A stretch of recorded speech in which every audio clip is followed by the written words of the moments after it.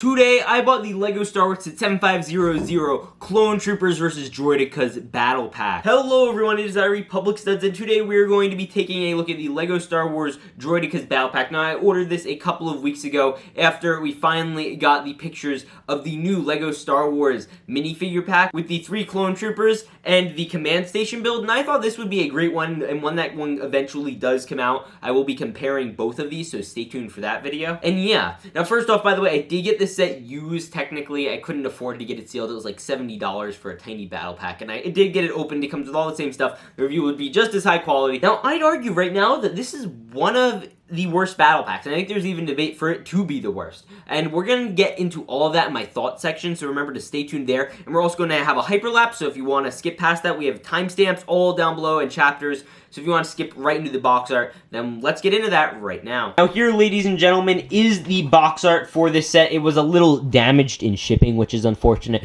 But yeah, so either way, it does say the Clone Troopers versus DROIDKAS set. It is ages 6 through 12, 124 pieces at 75000, retailing back in the day for $11.99. You know, a regular battle pack, obviously the 2 figures as opposed to 4, which is not fantastic. You get the Yoda in the top box art, which is one of my favorite designs. You also do get that green logo, which is great. Now let's flip it around the box, and you get a great little depiction of the Petronaki Arena actually in the background. If you could see that, that is the Petronaki Arena. Why there are like clone command stations in there, not 100% sure. You also do get a little depiction of DROIDKAS up there, and you get the DROIDKAS back here. You also get all the little features with the little command station, which is all very cool. You also have the lego.com/Star Wars section. You also do have the Clone Trooper Sergeant on the top, and the barcodes and etc. on the bottom. Now looking at the instructions, which are in much better shape, they are obviously great. Classic design from 2013. Apparently they had to explain to people how to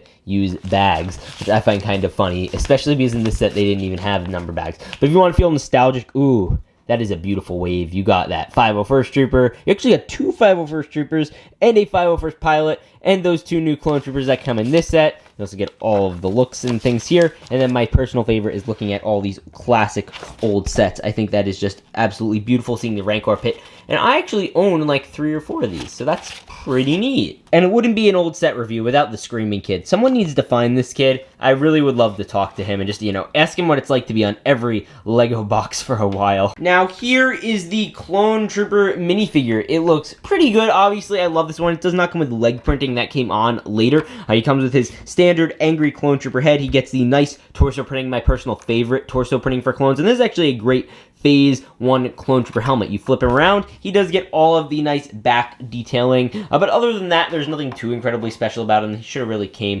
with leg printing in this particular set, seeing how they couldn't even squeeze a 3rd minifigure in. Now here we have the Clone Trooper Sergeant, and while there's nothing inherently wrong with him, just he's not an army buildable character. With that being said, another thing I never entirely understood, like I liked that they did it, but I wish they stuck to it.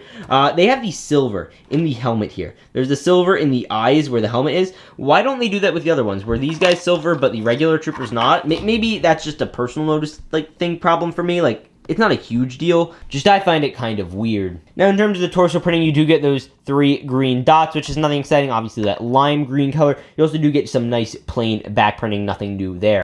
And he of course also does come with binocs, which is just great. Now, with that said, let's take a look at the build. So here they are. There are 3 of these. The first one mainly being the prominent DROIDKA. Jedi are no match for DROIDKA. And these guys were obviously great back in the day. However, very flimsy, very breakable, did not hold together well. And we have not gotten one, I believe, since this set. Now, first off, there's obviously the battle pack version, so it is less exciting than the other ones, but it still does its basic function of, you know, kind of rolling around. It doesn't actually really roll around like it probably should. You know, you do get the feet that are able to curl in and everything can kind of curl in, so you kind of get the feature, but it's nothing like the classic design of DROIDKAS. And something I always found hysterical about these guys, it looks like they're doing that Spider-Man thing where it's pointing his fingers at the other one. You know that Spider-Man meme? That's what it feels like with their blasters.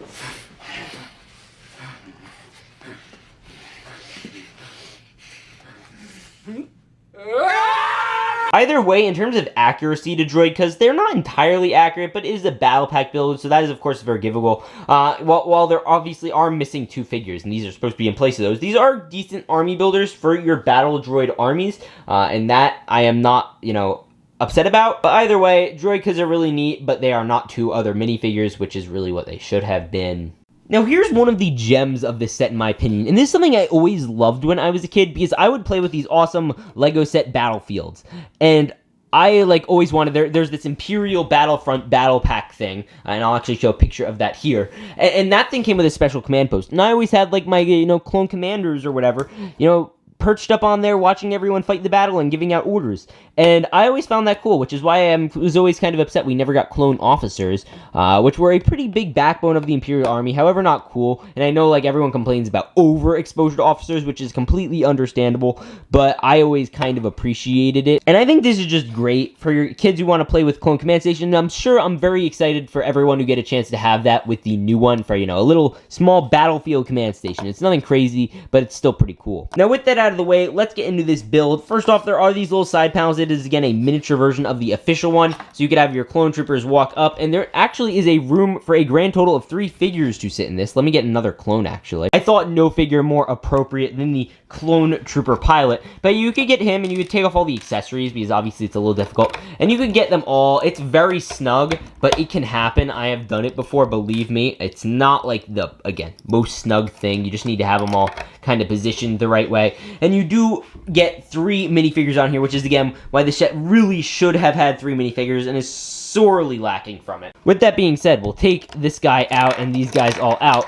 And then you will notice on the back here, you do get that little special control panel with a radar. It's not exclusive to Star Wars or anything, but it is still really cool. And again, you can lift up those panels, which is really kind of neat, and it kind of encloses it and makes it feel more, secure. And then we have one of my personal favorite features. Now, this is the little flick fire missile station. Now, first off, you can angle this any way you want. If you want to angle it upwards, you could do that. And also, you can lift up this piece, so if you want to still have it look like a command station, it will still look like one, even if you want to fire it. Now, again, that all came down nice and dandy, and what you have to do is, let me focus, is you just press on the button like so, and it fires. And with this set, I don't know why, it's always so satisfying to just click those back into place. It just feels nice because then you close it up and it goes back to normal. Now let's try shooting it on some DROIDKAS. So all you have to do is just aim it the way you want it to shoot, and you just fire it, and it hit him, but didn't do much damage. Now finally, on the back of the command post, there are these 2 little holes for you to put your clone trooper minifigures weapons right here, and I think that works out really swell, especially if you want them to sit in the command post. Now, with that said, we are going to go to my full thoughts on this set and why I think it is a very lackluster set, in my opinion. Which is also why I'm giving this set essentially a rating of a 5 out of 10. Now, first off, before I do get into the whole problem with the figures, this is a great build. I absolutely love this little command station. It's great. It's a perfect mini capturing of this particular design. If you want to have it up like normal, you could do this. Again, you could do this, and you'd still have that whole blaster effect with the stud shooter. I think that's all great. The design is very dandy. Now, with that being said, this is one of the worst battle packs, and that's for a number of reasons. The first off being that you only get 2 official minifigures, and of course one of them is only actually an army builder. And this is again the problem a lot of people have been saying with the new Clone Trooper one, but I'd argue that's even a better value than this set that we've taken a look at today. Now again, for its value, it's better than most deals when it comes to Clone Troopers, but for 2 minifigures in a battle pack, that's just unheard of, and I really think it was cheap of LEGO to include a little DROIDKA and consider that a minifigure. Imagine if this happened today. The outrage would be insane. And you all know it would be. Don't tell me that it wouldn't be. And justifiably so. It's really a pathetic thing that they did. They did not include 3 minifigures. If they did 3, I would have been a little more lenient, but it's not like piece count. They're adding much extra value. It's 124 pieces. Usually they're 112. So it's not like they're adding very much extra by adding, say, even 1 more minifigure, which would be ridiculous to begin with. And again, the worst part about this is really that, it would have been a little better. I'm not saying it would have been much better, but it would have been a little better if they made this Sergeant guy, if they made him just a plain Phase 1 white clone. Remember, this was back in 2013 when these guys were still a pretty decently hard figure to get. This was the cheapest way to get them.